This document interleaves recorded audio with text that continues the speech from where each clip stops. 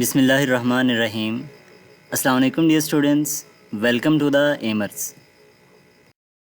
हमारी MD CAT physics की MCQ series का लेक्चर नंबर 3 है, जिसमें हम डिस्कस करेंगे नम्स 2023 के तमाम एमसीक्यूज़ और उनके सॉल्यूशन। तो स्टूडेंट्स, अगर हम किसी भी एंट्रेंस एग्ज़ाम की प्रिपरेशन कर रहे हों तो उसमें हम बहुत सारे एमसीक्यूज़ को सॉल्व करते हैं, लेकिन एक चीज़ जो है आई थिंक हम हमेशा मिस कर जाते हैं, और वो होते हैं प्रीवियस ईयर क्वेश्चंस। तो अगर हम प्रीवियस ईयर क्वेश्चंस की बात करें, यानी कि PYQs की बात करें, तो उनकी जो इम्पॉर्टेंस है वो किसी भी किस्म के दूसरे क्यू बैंक से हमेशा ज़्यादा होती है। फॉर एग्ज़ाम्पल, अगर हम बात करते हैं नम्स 2023 की, तो नम्स 2023 के पेपर में आपके 37% जो MCQs हैं फ़िज़िक्स पोर्शन के, वो रिवाइज़ हुए हैं सेम कॉन्सेप्ट, सेम लॉजिक या फिर सेम स्टेटमेंट के साथ नम्स 2022 के पेपर में से। तो पॉसिबिलिटी है कि जो बाकी MCQs है वो भी किसी ना किसी पास पेपर्स में से उठाए गए होंगे। तो इसलिए जब आप किसी भी एंट्रेंस एग्ज़ाम को क्रैक करने की कोशिश करते हो तो उसमें प्रीवियस ईयर क्वेश्चंस को लाजमी हल किया करें, क्योंकि previous year questions are more important than any other type of the Q banks. तो चलिए स्टार्ट करते हैं अपना आज का सबसे पहला MCQ। तो फर्स्ट MCQs में हमसे पूछता है instantaneous velocity along the curve path is. तो स्टूडेंट्स, इसमें ना जब भी हम बात करते हैं इंस्टेंटेनियस वेलोसिटी की, क्योंकि ये हमारे पास में एक वेक्टर क्वांटिटी है, तो इसकी जो डायरेक्शन है वो हमेशा अलोंग अ कर्व पाथ, ये हमेशा अलोंग द टेंजेंट होती है। तो जब भी कोई बॉडी कर्व पाथ में मूव कर रहा हो या फिर सर्कुलर मोशन में हो, तो जो इंस्टेंटेनियस वेलोसिटी है वो हमेशा अलोंग द टेंजेंट होती है। तो हमारा बीटा ऑप्शन जो यहाँ पे राइट ऑप्शन है। MCQ नंबर 2 है, if the car is slowing down along the X axis then acceleration will be along. तो स्टूडेंट्स, इसमें अगर हम बात करें एक्सेलरेशन की, तो उसका फार्मूला हम सब जानते हैं, ये बराबर होता है delta V divided by delta T के। तो एक्सेलरेशन की जो डायरेक्शन है ना, हमेशा वो बराबर होती है चेंज ऑफ वेलोसिटी के। यानी कि अगर हमारी वेलोसिटी इंक्रीज़ कर रही होगी तो हमारा जो एक्सेलरेशन है वो वेलोसिटी के साथ अपनी दोस्ती रखेगा, यानी दोनों सेम डायरेक्शन में होंगे। लेकिन जब हमारी वेलोसिटी डिक्रीज़ करती है तो एक्सेलरेशन की वेलोसिटी से लड़ाई हो जाती है और वो मूव ना करके दूसरी तरफ चला जाता है, यानी कि उसके अपोजिट हो जाता है। तो क्वेश्चन में हमसे कहा गया कि एक कार है जो कि पॉजिटिव एक्स एक्सिस में मूव कर रही है कुछ इस तरह से, तो उसकी जो वेलोसिटी है वो भी अलोंग द एक्स एक्सिस ही होगी, लेकिन वो डिक्रीज़ कर रही है। तो जब वेलोसिटी डिक्रीज़ करती है तो एक्सेलरेशन जो है वो नेगेटिव होता है, और इसकी जो डायरेक्शन है वो वेलोसिटी के अपोजिट हो जाएगी, यानी कि along the negative x axis. तो हमारा जो सी ऑप्शन है यहाँ पे राइट ऑप्शन है। MCQ नंबर 3 है, इन परफेक्टली इलास्टिक कुलेयन। तो स्टूडेंट्स, ये MCQ आपका नम्स 2022 में भी रिपीट हुआ है। तो अगर हम बात करें कुलेयंस की, तो कुलेयन की बेसिकली हमारे पास में दो टाइप्स होती हैं, एक होती है इलास्टिक कुलेयन और सेकंड होती है इन इलास्टिक कुलेयन। तो इलास्टिक कुलेयन हमारे पास में एक ऐसी कुलेयन है जिसमें सिस्टम की जो टोटल काइनेटिक एनर्जी है वो कंजर्व होती है, लेकिन इन इलास्टिक कुलेयन में जो टोटल एनर्जी है वो कंजर्व नहीं रहती। लेकिन अगर हम बात करते हैं टोटल एनर्जी और मोमेंटम की, तो वो हमेशा कंजर्व रहेगा, चाहे वो इलास्टिक कुलेयन हो या फिर इन इलास्टिक कुलेयन हो। तो हमसे पूछा गया है कि परफेक्टली इलास्टिक कुलेयन में क्या होता है। तो इलास्टिक कुलेयन में सिस्टम की काइनेटिक एनर्जी, उसकी टोटल एनर्जी और उसका जो टोटल मोमेंटम है वो हमेशा कंजर्व रहता है। तो हमारा जो ए ऑप्शन है वो हमेशा राइट ऑप्शन है। MCQ नंबर 4 है, the slope of displacement time graph is equal to. तो स्टूडेंट्स, जब हम किसी भी ग्राफ की स्लोप की बात करते हैं ना, फॉर एग्जांपल जैसे ये डिस्प्लेसमेंट टाइम ग्राफ है, तो इसको डायरेक्टली आप सिंपली ये करोगे, जो टर्म्स हैं जैसे डिस्प्लेसमेंट और टाइम है, आप इनको डिवाइड कर लो। तो जब हम डिस्प्लेसमेंट को टाइम से डिवाइड करते हैं तो ये बनेगा उसका स्लोप, जो कि बराबर होता है वेलोसिटी के। तो इसका जो है हमारे पास में डेल्टा ऑप्शन है वो राइट ऑप्शन है। ये इनके स्लोप निकालने के लिए आप हमेशा वाई एक्सिस वाली टर्म्स को डिवाइड करते हो एक्स एक्सिस वाली टर्म्स से, तो इस हिसाब से आप उसको डिटरमाइन कर सकते हो ईजीली। MCQ नंबर 5 है, the product of force and time is equal to. तो फोर्स और टाइम का प्रोडक्ट क्या होता है। तो स्टूडेंट्स, ये टॉपिक क्योंकि मोशन एंड फोर्स में से लिया गया है, तो इसमें हम यूज़ करते हैं Newton second law of motion in terms of momentum. और हमने पढ़ा था इसका फॉर्मूला होता है applied force is equals to rate of change of momentum, यानी कि F is equals to delta P by delta T. तो अगर हम यहाँ से टाइम को मल्टीप्लाई करवाएं फोर्स के साथ, तो हमारा बनेगा delta P is equals to force multiply by delta T, यानी कि फोर्स और टाइम का जो प्रोडक्ट है वो बराबर होता है चेंज इन मोमेंटम के। तो हमारा जो सी ऑप्शन है यहाँ पे राइट ऑप्शन है। MCQ नंबर 6 ये भी 2022 में रिपीट हुआ है, कि which of the following pair of angles have same range of projectile, किस पेयर ऑफ एंगल्स के लिए जो रेंज है वो हमेशा सेम होती है। तो स्टूडेंट्स इसको सॉल्व करने के लिए ना हमारे पास में एक ज़बरदस्त किस्म का ट्रिक होता है, और वो सिंपली ये है कि अगर आप दो एंगल्स को ऐड करो और उनका जो सम है वो 90 बने, तो उन दोनों एंगल्स की जो रेंज है वो हमेशा सेम होती है। फॉर एग्जांपल अगर आप अल्फ़ा ऑप्शन देखो तो 15 + 30 ये 90 नहीं बनेगा, 60 + 20 ये भी 90 नहीं बनेगा, 75 + 15 तो ये सी ऑप्शन जो है 90 बन रहा है, तो हमारा यहाँ पे सी ऑप्शन राइट होगा। अगर आप बात करते हो डेल्टा ऑप्शन की तो 50 + 25 ये भी 90 नहीं बनेगा। तो अगर दो एंगल्स का जो सम है वो 90 हो तो हमारी जो रेंज है उन रिस्पेक्टिव एंगल्स की वो हमेशा सेम होती है। MCQ नंबर 7 है, at what point of the projectile motion vertical component of the velocity is zero. तो किस पॉइंट पर प्रोजेक्टाइल मोशन में जो वर्टिकल वेलोसिटी है वो ज़ीरो हो जाती है। तो स्टूडेंट्स अगर हम बात करें प्रोजेक्टाइल मोशन की तो वो कुछ इस तरह का मोशन होता है। तो जहाँ से हम बॉडी को थ्रो करते हैं वो कहलाता है पॉइंट ऑफ प्रोजेक्शन, और जहाँ पर बॉडी गिरती है वो कहलाता है लैंडिंग पॉइंट। तो अगर आप डायग्राम को गौर से देखो तो इस पॉइंट पर हमारे पास में वेलोसिटी के दो कंपोनेंट्स हैं, पॉइंट ऑफ प्रोजेक्शन पर भी और लैंडिंग पॉइंट पर भी। तो एक उसका वर्टिकल कंपोनेंट है, एक उसका हॉरिजॉन्टल कंपोनेंट है। तो जो हॉरिजॉन्टल कंपोनेंट है ना एक्स एक्सिस के अलॉन्ग, वो हमेशा कांस्टेंट रहता है थ्रू आउट द मोशन, लेकिन उसका जो वर्टिकल कंपोनेंट है वो चेंज होता रहता है। तो पॉइंट ऑफ प्रोजेक्शन और लैंडिंग पॉइंट पर उसकी जो वेलोसिटी है, रिजल्टेंट वेलोसिटी, वो बराबर होती है स्क्वायर रूट ऑफ VFX का स्क्वायर प्लस VFY का स्क्वायर, और ये मैक्सिमम वेलोसिटी होती है। लेकिन आप देखो डायग्राम को, जैसे जैसे बॉडी हमारी मैक्सिमम हाइट की तरफ जा रही है तो उसका जो वर्टिकल कंपोनेंट है वेलोसिटी का वो डिक्रीज़ करता जा रहा है। तो जब हमारी बॉडी मैक्सिमम हाइट पे पहुंचती है तो उसकी जो वर्टिकल वेलोसिटी होती है वहाँ पे ज़ीरो हो जाती है, और उसके पास सिर्फ और सिर्फ उसका हॉरिजॉन्टल कंपोनेंट होता है, यानी कि हमारे पास में मैक्सिमम हाइट पे जो वेलोसिटी है वो मिनिमम होती है। तो इसके अकॉर्डिंग हमारा उसने पूछा है मिनिमम वेलोसिटी तो या फिर ज़ीरो वेलोसिटी। तो हमारे पास में जो उसका हाईएस्ट पॉइंट है वहाँ पर वर्टिकल कंपोनेंट वेलोसिटी का ज़ीरो होता है, और जो रिजल्टेंट वेलोसिटी है वहाँ पर वो मिनिमम होती है। MCQ नंबर 8 है, area under the force displacement graph. Students यहाँ पे ना हमारे पास अगर एक ग्राफ देखा जाए डायग्राम में जैसे दिखा रखा है, फोर्स और डिस्प्लेसमेंट ग्राफ है जहाँ पे कांस्टेंट फोर्स लग रही है। तो उसने हमसे पूछा कि आप इसका एरिया बताओ। तो स्टूडेंट्स इसमें ना सिंपल सी एक बात याद रखिएगा, जब भी आपसे एरिया के बारे में पूछेगा ना तो आपने जो दोनों टर्म्स होती हैं उनको हमेशा मल्टीप्लाई करवा देना है। तो देखो जैसे अगर हम बात करते हैं फोर्स मल्टीप्लाई बाय डिस्प्लेसमेंट, तो ये उसका एरिया बनेगा। तो एरिया हमारे पास में जो शेप होगी उसके अकॉर्डिंग, तो अगर यहाँ पे एक रेक्टेंगल बन रही है तो लेंथ मल्टीप्लाई बाय विड्थ कर दोगे। तो इसके अकॉर्डिंग अगर आप देखें इसका एरिया निकालना है तो हमारे पास में फोर्स और डिस्प्लेसमेंट का जो प्रोडक्ट है ना ये बराबर होता है वर्क डन के। तो इसका जो राइट ऑप्शन है वो सी ऑप्शन है। यानी आपके पास में जो भी MCQs होगा उसको उसकी शेप के लिहाज से अगर हम सॉल्व कर लें तो शेप का जो एरिया है वो आपको कोई ना कोई फिजिकल क्वांटिटी डिटरमाइन कर देगा। MCQ नंबर 9 है, an object has 1 जॉल of potential energy, what is the work done in terms of height.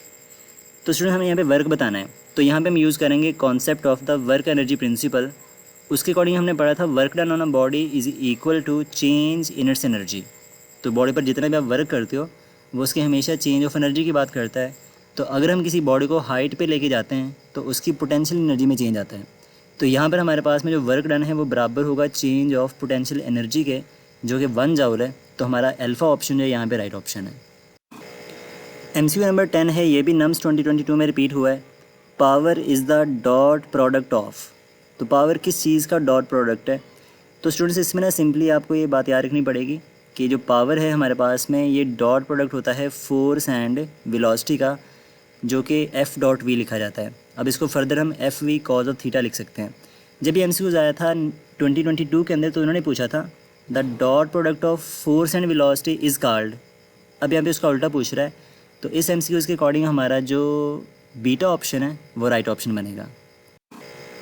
MCQ number 11 है, 1 kilowatt hour is equal to. तो स्टूडेंट्स ये भी same as it is repeat हुआ था nums 2022 के अंदर, बस डिफरेंस ये है कि यहाँ पर उन्होंने जो ऑप्शन है वो 10 की पावर में लिखे हुए हैं, और 2022 में जब ये MCQ आया था तो वहाँ पे जो ऑप्शन थे वो प्रीफिक्सेस की फॉर्म में थे, यानी किलो, मेगा एट्सेट्रा इस तरह से। तो अगर हम बात करें किलो वाट आवर की तो हम सब जानते हैं ये हमारे पास में कमर्शियल यूनिट ऑफ एनर्जी होता है। एंड 1 किलो वाट आवर को अगर हम सॉल्व करें तो 1 किलो वाट ये बराबर होता है 1000 वाट के, और 1 आवर में 3600 सेकंड्स होते हैं। तो तो अगर हम इन दोनों टर्म्स को मल्टीप्लाई करवाएंगे तो ये बनेगा 3.6 इंटू 10⁻6 जाउल, जिसको हम फर्दर 3.6 मेगा जाउल भी लिख सकते हैं। तो इसके अकॉर्डिंग हमारे पास में जो बीटा ऑप्शन है वो राइट ऑप्शन है। MCQ नंबर 12 है, a body of mass m is moving with velocity v, after short interval of time its velocity becomes double. एक बॉडी की वेलोसिटी जो है वो कुछ टाइम के बाद में डबल हो जाती है, तो हमने ये बताना है कि उसकी काइनेटिक एनर्जी कितनी इंक्रीज़ करेगी। तो स्टूडेंट्स यही MCQs नम्स 2022 में भी रिपीट हुआ है, सेम स्टेटमेंट, बस ऑप्शन में थोड़ा सा इसका मॉडिफिकेशन है। तो अब देखो इसको सॉल्व कैसे करते हैं। अब हम जानते हैं कि काइनेटिक एनर्जी का जो फार्मूला है वो होता है 1/2 mv²। अब यहाँ से अब काइनेटिक एनर्जी की बात करो तो वेलोसिटी के साथ इसका डायरेक्ट रिलेशनशिप है, वेलोसिटी के स्क्वायर से, यानी कि जब वेलोसिटी बढ़ेगी तो काइनेटिक एनर्जी बढ़ेगी। तो अगर हम ऑप्शन में देखें ना तो हमारा अल्फ़ा और बीटा ऑप्शन राइट हो सकते हैं, सी और डी ऑप्शन राइट नहीं होगा क्योंकि उसमें डिक्रीज़ हो रहा है। तो अब अल्फ़ा और बीटा में कौन सा ऑप्शन बनेगा, तो वो कह रहा है वेलोसिटी को हमने डबल किया है, तो अगर आप वेलोसिटी को डबल करोगे 2 टाइम इंक्रीज़ करोगे तो जो काइनेटिक एनर्जी है वो 2 का स्क्वायर टाइम इंक्रीज़ करेगी, क्योंकि वेलोसिटी का स्क्वायर है। तो हम जानते हैं 2 का स्क्वायर 4 होता है, तो जो काइनेटिक एनर्जी है वो 4 टाइम पहले से इंक्रीज़ हो जाएगी। तो इसके अकॉर्डिंग हमारे पास में जो बीटा ऑप्शन है वो राइट ऑप्शन है। MCQ नंबर 13 है, the relationship between radian and degree is. तो स्टूडेंट्स ये MCQs भी सेम ऑलमोस्ट इसी कॉन्सेप्ट पे बेस करता है, नम्स 2022 में भी रिपीट हुआ है, बस थोड़ा सा मॉडिफिकेशन है इसके अंदर। अब इसमें देखो कैसे सॉल्व करेंगे इसको कि डिग्री और रेडियन में क्या रिलेशनशिप होता है। तो अगर हम एक पूरे सर्कल की बात करें तो उसमें 360 डिग्री होते हैं, तो पूरे रेवोल्यूशन में हम कह सकते हैं रेडियंस में 2 रेडियंस जो कि 360 डिग्री के बराबर होता है। अगर हम यहाँ से वैल्यू फाइंड करते हैं 1 रेडियन की तो 2 360 से डिवाइड हो जाएगा, और इसको फर्दर हम सॉल्व कर लें तो ये बनेगा 180/π इज़ इक्वल्स टू 1 रेडियन। अब यहाँ पे अगर आप 180 डिग्री को पाई से डिवाइड कर दो यानी कि 3.14 से, तो हमारा आंसर बनेगा 57.3 डिग्री, यानी कि यहाँ पर गिवन ऑप्शन में से हमारा जो डेल्टा ऑप्शन है वो राइट ऑप्शन है। तो इसको आपने याद भी रखना है, ये MCQs कई बार आता है डिफरेंट फॉर्म्स के अंदर, तो इम्पॉर्टेंट है। MCQ नंबर 14 है कि a disc and a hoop and a sphere are rolling down from an inclined plane simultaneously. हमारे पास में एक डिस्क है, एक हूप है और एक स्फीयर है, जैसे कि डायग्राम में दिखाया हुआ है। अब इन तीनों को हम एक स्पेसिफिक हाइट से नीचे को रोल डाउन करते हैं, तो हमने ये बताना है कि कौन सा जो बॉडी है वो बॉटम पर सबसे पहले पहुँचेगा। अब स्टूडेंट्स इसमें ना लॉजिक आपने यूज़ करनी है कि आपको ना इन तीनों की जो वेलोसिटी है इसका फार्मूला आना चाहिए कम से कम, तो ये आपको याद करना पड़ेगा। जो हमारे पास में हूप होता है ना, इसकी जो वेलोसिटी होती है ये बराबर होती है स्क्वायर रूट ऑफ GH के। जो डिस्क है इसकी जो वेलोसिटी होती है ये बराबर होती है 4/3 GH होल स्क्वायर रूट, जिसको हम सॉल्व करें तो बनेगा 1.15 into square root of GH। इसी तरह से जो स्फीयर है इसकी जो वेलोसिटी होती है वो बराबर होती है स्क्वायर रूट ऑफ 10/7 GH, जिसको हम सॉल्व करें तो वो बनता है 1.19 into square root of GH। अब स्टूडेंट्स ये रिजल्ट से हमें ज़ाहिर बात है क्लियरली आपको आइडिया दे रहे हैं कि हमारे पास में जो स्फीयर की वेलोसिटी है वो सबसे ज़्यादा है, यानी 1.19 है। डिस्क की वेलोसिटी उससे कम है और जो हूप है उसकी वेलोसिटी सबसे कम है। तो अगर हम इन तीनों को एक टाइम में रिलीज़ करेंगे एक स्पेसिफिक हाइट से, तो जो स्फीयर है वो सबसे पहले बॉटम पे पहुंचेगा और जो हूप है यानी जो रिंग है हमारा वो सबसे एंड पे पहुंचेगा। तो उसने पूछा सबसे पहले कौन पहुंचेगा, तो जो अल्फ़ा ऑप्शन यहाँ पे राइट ऑप्शन है, हमारा स्फीयर सबसे पहले बॉटम पे पहुंचेगा। MCQ नंबर 15 है, an electric motor turns eight 400 revolution पर मिनट। एक इलेक्ट्रिक मोटर जो है वो 400 रेवोल्यूशन लगाती है, तो हमें बताना है उसकी एंगुलर वेलोसिटी कितनी होगी इन रेडियन पर सेकंड। तो स्टूडेंट्स यहाँ पे हमें उसने बता रखे हैं नंबर ऑफ़ रेवोल्यूशन पर मिनट जो कि 400 RPM है। हमने बतानी है एंगुलर वेलोसिटी इन रेडियन पर सेकंड। तो स्टूडेंट्स हमारे पास में इसका फॉर्मूला होता है एंगुलर वेलोसिटी का delta theta by delta T. तो अगर हम बात करें डेल्टा थीटा की तो वो हमारे पास में है 400 रेवोल्यूशंस। तो 400 रेवोल्यूशन को अगर हम रेडियन में कन्वर्ट करें तो आप इसको 2π से करवा दोगे मल्टीप्लाई, और 400 रेवोल्यूशन आ रही है पर मिनट में, तो 1 मिनट में 60 सेकंड है, तो आप इसको 60 से डिवाइड कर दोगे। अब यहाँ पर जो 60 के साथ एक ज़ीरो है वो 400 के एक ज़ीरो से हो जाएगा कैंसिल आउट, और जब हम 2 को 6 के साथ करेंगे डिवाइड तो बटे में आएगा आपके पास में 3, तो ऑप्शन बनेगा 40/3 रेडियन पर सेकंड। तो इसके अकॉर्डिंग हमारा जो सी ऑप्शन है वो राइट ऑप्शन है। MCQ नंबर 16 है, in case of centripetal force the value of instantaneous acceleration is given by. तो ये MCQs भी आपका 2022 में सेम ऐसे ही रिपीट हुआ है, बस फ़र्क ये है कि आपसे यहाँ पे उसका फार्मूला पूछ रहा है और 2022 में उन्होंने पूछा था इसकी डायरेक्शन क्या होती है। अब स्टूडेंट्स अगर हम बात करें सेंट्रीपिटल फोर्स की, तो एक ऐसी फोर्स है जो हमेशा सर्कल के सेंटर की तरफ लगती है और पार्टिकल को सर्कल में मूव करवाती है। तो हमारे पास में सेंट्रीपिटल फोर्स की वजह से जो एक्सेलरेशन प्रोड्यूस होता है उसको सेंट्रीपिटल एक्सेलरेशन कहते हैं, जो कि टुवर्ड्स द सेंटर एक्ट करता है हमेशा। अब सेंट्रीपिटल एक्सेलरेशन का जो फार्मूला है ना, ये हमारे पास में होता है AC = v²/r, जो कि v/r से जब हम रिप्लेस करते हैं तो ये बन जाता है r⍵²। तो गिवन ऑप्शन में से हमारे पास में जो है v²/r मतलब कि अल्फ़ा ऑप्शन जो है वो राइट ऑप्शन है। MCQ नंबर 17 है, expression for centripetal force is. तो स्टूडेंट्स इसमें ये होता है कि जब हम बात करते हैं ना सेंट्रीपिटल फोर्स की, अभी हमने पहले भी डिस्कस कर लिया है कि जो सेंट्रीपिटल फोर्स है वो हमेशा पार्टिकल को सर्कल में मूव करवाती है और इसकी जो डायरेक्शन है वो हमेशा towards the centre of circle होती है। और इसका जो फार्मूला है हमारे पास में वो होता है FC = mv²/r। अगर आप v को रिप्लेस करो r⍵ से तो r का स्क्वायर एक r से कैंसिल हो जाएगा, तो हमारे पास में फार्मूला बनेगा FC = mr⍵²। तो इसका C ऑप्शन है वो राइट ऑप्शन है। MCQ नंबर 18 है, in the following figure the wave length is given by. तो उसने हमें एक डायग्राम दिखा रखी है और आपसे वो वेव लेंथ पूछ रहा है।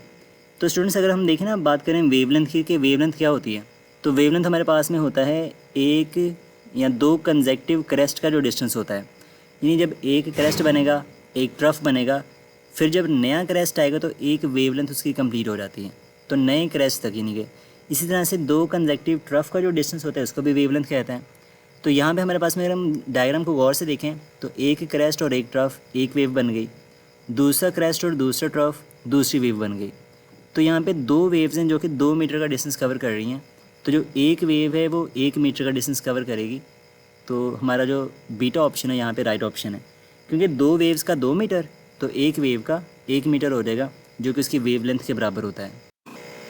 MCQ नंबर 19 है, in transverse wave the portion above the mean position is called. तो ट्रांसवर्स वेव स्टूडेंट्स हमारे पास में एक ऐसी वेव होती है जो कि क्रेस्ट और ट्रफ से मिलकर बनती है। तो इसमें हमारे पास में जो इसकी इक्विलिब्रियम पोजीशन है, जो कि इसकी सेंट्रल लाइन है, तो सेंट्रल लाइन से जो ऊपर वाला पोर्शन होता है वो कहलाता है क्रेस्ट और जो इसके बॉटम वाला पोर्शन होता है वो कहलाता है ट्रफ। तो हमारा जो डेल्टा ऑप्शन है वेव क्रेस्ट वो यहाँ पे राइट ऑप्शन है। Above the mean position crest और बिलो द मीन पोजीशन जो है वो ट्रफ कहलाता है। MCQ नंबर 20 है, the maximum displacement of a particle of a medium on either side of the mean position of the wave is called. तो students ये भी हमारे पास में सिंपली एक डेफिनेशन है कि मीन पोजीशन की किसी भी तरफ जो मैक्सिमम डिस्प्लेसमेंट होता है वो क्या कहलाता है। तो ये हमारे पास में एक डायग्राम है, तो उसका जो मीन पोजीशन है उससे जो मैक्सिमम डिस्प्लेसमेंट होता है ना पार्टिकल का, उसको एम्पलीट्यूड का नाम देते हैं। तो हमारा C ऑप्शन है यहाँ पे राइट ऑप्शन है। अगर हम बात करें क्रेस्ट की, तो हमने पहले भी डिस्कस कर लिया कि वो उसका मीन पोजीशन से ऊपर वाला पोर्शन होता है। वेवलेंथ हमारे पास में दो कंसेक्टिव क्रेस्ट या दो कंसेक्टिव ट्रफ का डिस्टेंस होता है। तो एम्पलीट्यूड हमारे पास में जो है वो मैक्सिमम डिस्प्लेसमेंट है मीन पोजीशन से, और फ्रीक्वेंसी होती है number of vibration in 1 second. MCQ number 21 है, with the increase in pressure the speed of sound will be. तो स्टूडेंट्स ये MCQs भी सेम ऐसे ही रिपीट हुआ है नम्स 2022 के अंदर। ऑप्शन में थोड़ा सा मॉडिफिकेशन है इसके। अगर हम बात करें ना स्पीड ऑफ साउंड की, तो इसका फॉर्मूला हमारे पास में होता है v = √γ/p/ρ। अब स्टूडेंट्स यहाँ पे हम जानते हैं कि प्रेशर का जो डेंसिटी के साथ है ना वो डायरेक्ट रिलेशनशिप होता है। जब आप गैस का प्रेशर इंक्रीज़ करते हो तो उसके मॉलिक्यूल्स करीब हो जाते हैं, जिसकी वजह से उसकी जो डेंसिटी है वो भी इंक्रीज़ करती है। तो इन दोनों का क्योंकि आपस में डायरेक्ट रिलेशनशिप है, तो इनकी जो रेशो है ना फार्मूले के अंदर वो हमेशा कांस्टेंट रहेगी, जिसकी वजह से हमारी जो वेलोसिटी ऑफ साउंड है वो भी सेम रहती है, वो कांस्टेंट रहती है। यानी कि हमारी जो साउंड की स्पीड है वो प्रेशर पर डिपेंड ही नहीं करती। तो अगर आप प्रेशर को इंक्रीज़ करवाओ या डिक्रीज़ करवाओ वो हमेशा सेम रहेगी। तो हमारा जो बीटा ऑप्शन है यहाँ पर वो राइट ऑप्शन है। MCQ नंबर 2022 है, तो ये भी नम्स में रिपीट हुआ है 2022 के अंदर। बस उसमें उन्होंने पूछा था आइसोबैरिक और यहाँ पे है आइसोकोरिक, बाकी सारी कहानी सेम है। अब स्टूडेंट्स अगर हम बात करें ना थर्मोडायनामिक सिस्टम में कि कौन कौन से प्रोसेसेस होते हैं, तो हमारे पास में 4 प्रोसेस हम पढ़ते हैं हमेशा ऑलमोस्ट। एक होता है आइसोथर्मल प्रोसेस, तो थर्मल मतलब टेम्परेचर, तो जिसमें टेम्परेचर कांस्टेंट रहेगा वो आइसोथर्मल। एडियाबैटिक, जिसमें ना तो सिस्टम में हीट एंटर होती है ना ही हम सिस्टम से हीट को रिमूव करते हैं, तो जिसमें Q कांस्टेंट रहेगा वो हमारा एडियाबैटिक प्रोसेस होता है। एंड तीसरे नंबर पे हमारे पास में होता है आइसोबैरिक प्रोसेस। तो बैरिक बना है बैरोमीटर से, यानी कि प्रेशर कांस्टेंट रहेगा इसके अंदर। और लास्ट पर होता है आइसोकोरिक प्रोसेस। तो एक ऐसा प्रोसेस जिसमें सिस्टम का वॉल्यूम कांस्टेंट रहता है, उसको आइसोकोरिक कहते हैं। तो इसके अकॉर्डिंग हमारा जो अल्फा ऑप्शन है वो राइट ऑप्शन है।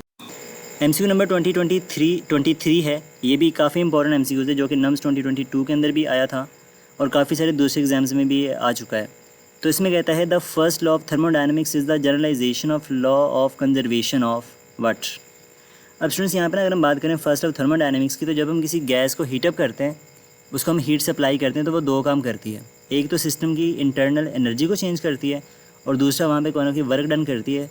तो उसमें अगर हम मैथमेटिकली लिखें तो वो होता है Q is equals to delta U plus W, यानी कि टोटल हमारी जो एनर्जी है वो हमेशा कंजर्व रहती है। तो ये बेस करता है law of conservation of energy के ऊपर, यानी कि हमारा सी ऑप्शन जो है यहाँ पे राइट ऑप्शन है। एमसीक्यू नंबर 24 है। इसमें कहता है कि if 42 joule of heat is transferred to the system during expansion, what is the change in internal energy when work done is 32 joule. तो स्टूडेंट्स यहाँ पे कह रहे हैं कि हमने सिस्टम है उसको हीट सप्लाई करी है, तो जो heat given to the system होता है वो हमेशा पॉजिटिव होता है। गैस एक्सपैंड हो रही है तो हमारा जो वर्क डन है यहाँ पे वो भी पॉजिटिव होगा। तो by first law of thermodynamics अगर हम बात करें तो जो टोटल हीट आप सप्लाई करोगे यानी कि Q, वो बराबर होता है change of internal energy plus work done. तो यहाँ से जो हीट सप्लाई कर रहे हैं वो है 42 जॉल, चेंज ऑफ इंटरनल एनर्जी हमने कैलकुलेट करना है और वर्क डन हो रहा है 32 जॉल का।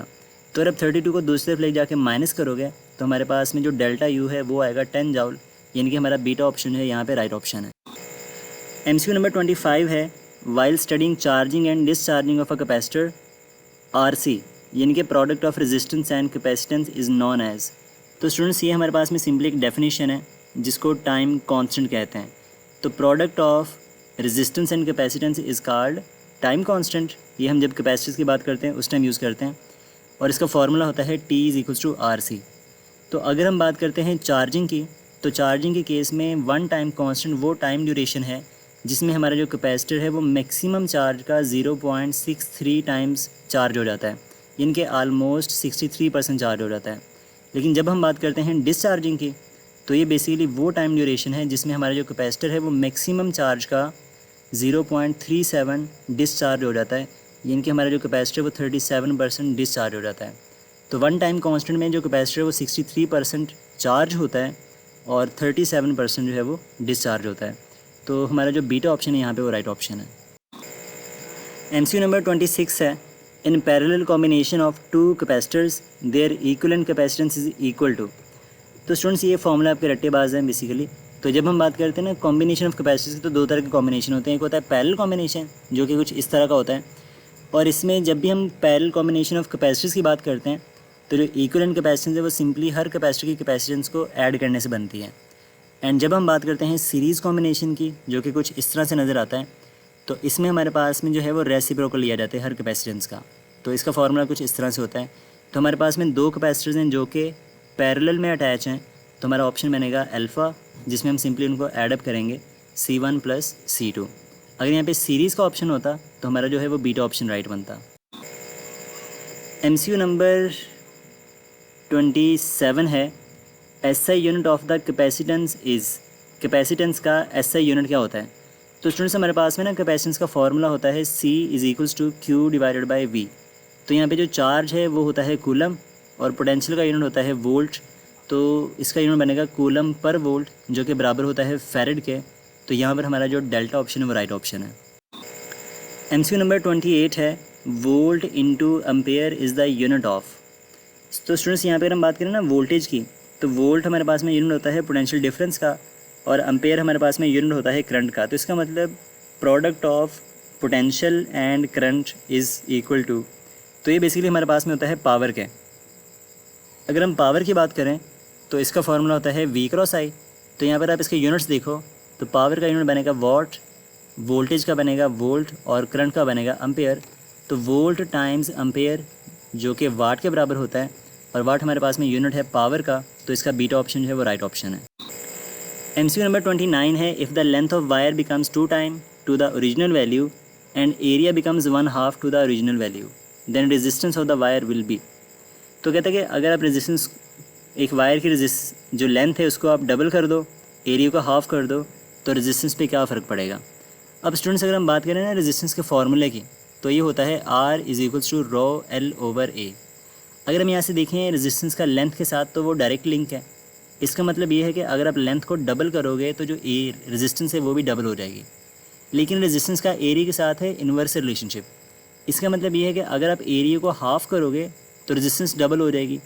तो लेंथ को डबल करने से रेजिस्टेंस डबल हो रही है और एरिया को हाफ़ करने से भी रेजिस्टेंस है वो डबल हो रही है।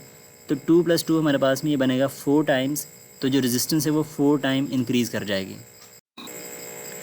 MCQ नंबर 30 है, the dimensions of magnetic field strength is same as that of. अब स्टूडेंट्स यहाँ पे ना जो मैग्नेटिक फील्ड स्ट्रेंथ है जनरली इसको ना B से लिखा जाता है। तो अगर हम B की बात करें यहाँ पर, तो इसके 3 नाम होते हैं। इसको मैग्नेटिक फील्ड स्ट्रेंथ का नाम भी दिया जाता है, इसको मैग्नेटिक इंडक्शन का नाम भी दिया जाता है और इसको मैग्नेटिक फ्लक्स डेंसिटी भी कहते हैं। अब इसकी अगर हम बात करें ना वो यूनिट्स की, तो इसका SI यूनिट होता है टेस्ला, जो कि बराबर होता है न्यूटन पर मीटर पर एम्पेयर के। और अगर हम बात करें इसके बेस यूनिट्स की, तो वो बनते हैं किलोग्राम मीटर पर सेकंड स्क्वायर पर एम्पेयर। और अगर आप इसकी डायमेंशन निकालोगे ना, तो वो बनेगा mL/T-2 A-1। तो स्टूडेंट्स हमारे पास में अगर B के यूनिट्स उसने पूछे हैं यानी कि मैग्नेटिक फील्ड स्ट्रेंथ के, तो सेम ज़ाहिर बात है मैग्नेटिक इंडक्शन और मैग्नेटिक फ्लक्स डेंसिटी की भी सेम यूनिट्स और सेम डायमेंशन होंगे। तो इसके अकॉर्डिंग हमारा जो है वो अल्फा ऑप्शन जो राइट ऑप्शन है। MCQ नंबर 31 है, when a charge particle enters the magnetic field parallel it will. अब स्टूडेंट्स यहाँ पे ना एक चार्ज जो है वो मैग्नेटिक फील्ड के पैरेलल एंटर हो रहा है। तो अगर हम बात करें मैग्नेटिक फोर्स की, तो इसका फॉर्मूला होता है QVB sin of थीटा। तो अगर हमारा चार्ज मैग्नेटिक फील्ड के पैरेलल मूव कर रहा है तो एंगल बनेगा 0 डिग्री। तो अगर मैं इसको फॉर्मूले में पुट करूँ तो बनेगा sin of 0 डिग्री, जो कि हमेशा 0 के बराबर होता है। तो चार्ज पर लगने वाली जो नेट फोर्स है वो 0 हो जाएगी। तो अगर फोर्स नहीं लग रही तो मैग्नेटिक फोर्स हम जानते हैं इसका काम होता है चार्ज को सर्कल में बेंड करना, ये डिफ्लेक्टिंग फोर्स होती है। तो अगर फोर्स ही नहीं लगेगी तो चार्ज की कोई डिफ्लेक्शन नहीं होगी, तो हमारा जो चार्ज है वो स्ट्रेट मूव करेगा। तो इसका C ऑप्शन है यहाँ पे राइट ऑप्शन है। MCQ नंबर 32 है, the weber is the unit of measure of. तो वेबर किस चीज़ का यूनिट है? तो स्टूडेंट्स यहाँ पे अगर हम बात करें ना मैग्नेटिक फ्लक्स की, तो उसका फॉर्मूला होता है B.A। तो यहाँ पे हमारे पास में जो मैग्नेटिक फ्लक्स है इसका यूनिट होता है वेबर, जो कि हमारे पास में बराबर होता है टेस्ला मीटर स्क्वायर, क्योंकि मैग्नेटिक फील्ड का यूनिट टेस्ला होता है और एरिया का मीटर स्क्वायर है। और फर्दर इसको आप हल करो तो ये बनता है न्यूटन मीटर पर एम्पेयर के। तो जो वेबर है वो मैग्नेटिक फ्लक्स का यूनिट है, तो इसका C ऑप्शन है यहाँ पे राइट ऑप्शन है। MCQ नंबर 33, ये भी नम्स 2022 में आया हुआ है, इंपॉर्टेंट है।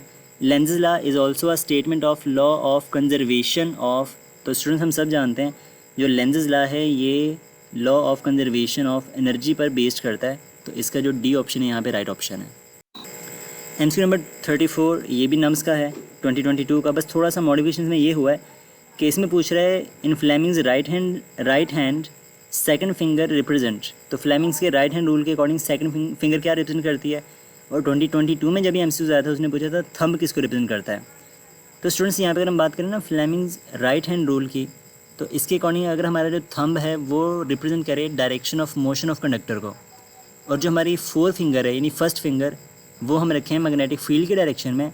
तो जो हमारी जो सेकंड फिंगर है मिडिल फिंगर वो रिप्रेजेंट करती है डायरेक्शन ऑफ इंड्यूस करंट को। तो उस टाइम से पूछा है सेकंड फिंगर, तो ये हमारे पास में इंड्यूस करंट को रिप्रेजेंट करती है, यानी इसका डेल्टा ऑप्शन राइट ऑप्शन है। अगर इसमें कंडक्टर के ऊपर अप्लाई करूँ तो सपोज कर लो हमारे पास में जो कंडक्टर है वो मूव कर रहा है वर्टिकली अपवर्ड डायरेक्शन में, तो आप थंब को रखोगे अपवर्ड डायरेक्शन में। मैग्नेटिक फील्ड है नॉर्थ टू साउथ, तो फर्स्ट फिंगर उसकी डायरेक्शन में, तो जो सेकंड फिंगर है वो रिप्रेजेंट करेगी डायरेक्शन ऑफ इंड्यूस करंट को, जो कि डायग्राम में ब्लू कलर से दिखा रखा है आपको। तो D ऑप्शन जो है वो यहाँ पे राइट ऑप्शन है। MCQ नंबर 35 है, a current generator is a device which converts.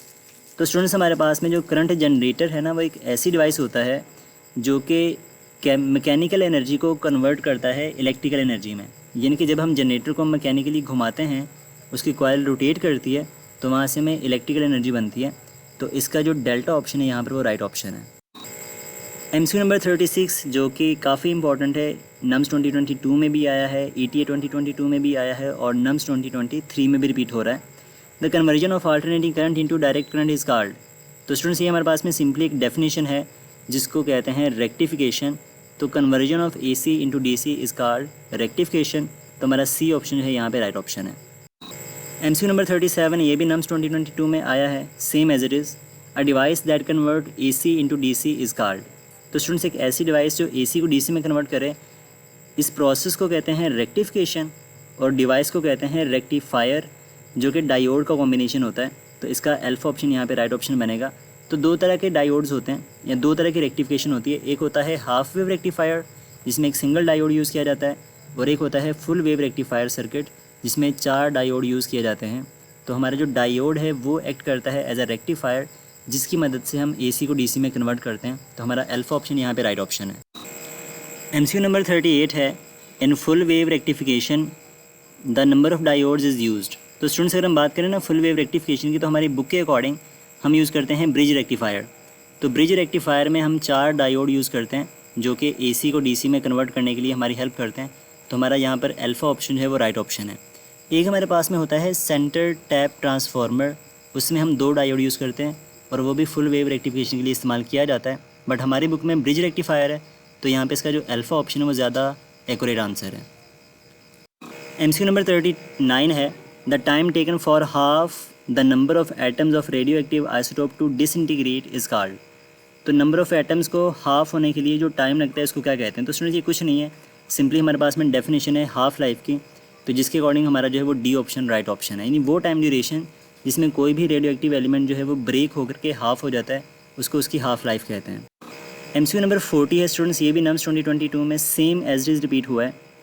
A 32 gram radioactive element decays and remain 2 gram after 60 days, what is the half life. तो एक एलिमेंट है जिसकी इनिशियल अमाउंट 32 ग्राम है, वो 60 दिनों के बाद 2 ग्राम बचता है, तो हमें उसकी हाफ लाइफ बतानी है। तो स्टूडेंट्स यहाँ पे ना सबसे पहले आपको कैलकुलेट करने पड़ेंगे number of the half life. तो अगर आपके पास में एक एलिमेंट है जो कि स्टार्टिंग में 32 ग्राम था, तो एक हाफ लाइफ पास होने के बाद वो 16 ग्राम हो जाएगा। फिर जब दूसरी हाफ लाइफ पास करेगी तो 16 का हाफ यानी कि 8 ग्राम हो जाएगा। तीसरी हाफ़ लाइफ के बाद 8 का हाफ़ यानी कि 4 ग्राम, और जब 4 हाफ़ लाइफ गुजरेंगी तो 4 ग्राम से वो 2 ग्राम पे आ जाएगा। तो 32 ग्राम से 2 ग्राम तक आने के लिए उसकी 4 हाफ़ लाइफ पास करेंगी। तो यहाँ पर जो नंबर ऑफ़ हाफ़ लाइफ्स हैं वो हमारे पास में 4 के इक्वल आ जाएगा। अब हमने उसकी हाफ़ लाइफ कैलकुलेट करनी है, तो इसका फॉर्मूला हमारे पास में होता है half life is equals to total time divided by number of the half life. तो टोटल टाइम हमारे पास में 60 डेज़ हैं और जो नंबर ऑफ़ हाफ लाइफ है वो यहाँ पर 4 है। तो जब हम 60 को 4 से करेंगे डिवाइड, तो हमारा आंसर आएगा 15 डेज़, यानी कि अल्फ़ा ऑप्शन है यहाँ पे वो हमारा राइट ऑप्शन है। तो स्टूडेंट्स ये थे हमारे आज के तमाम MCQs फिज़िक्स पोर्शन के नम्स 2023। तो अगर आपको ये वीडियो पसंद आया हो, आपको अच्छा लगा हो, तो इसको लाइक और कमेंट ज़रूर करिएगा। अगर आपको कोई डाउट हो, कोई चीज़ समझ में ना आई हो, तो आप हमसे पूछ सकते हैं कमेंट सेक्शन के अंदर। और हमारे चैनल को अगर आपने अभी तक सब्सक्राइब नहीं किया तो काइंडली इसको भी सब्सक्राइब कीजिए। बहुत जल्द मिलते हैं एक नेक्स्ट वीडियो में। टिल देन अल्लाह हाफिज़, फ़ी अमानिल्लाह।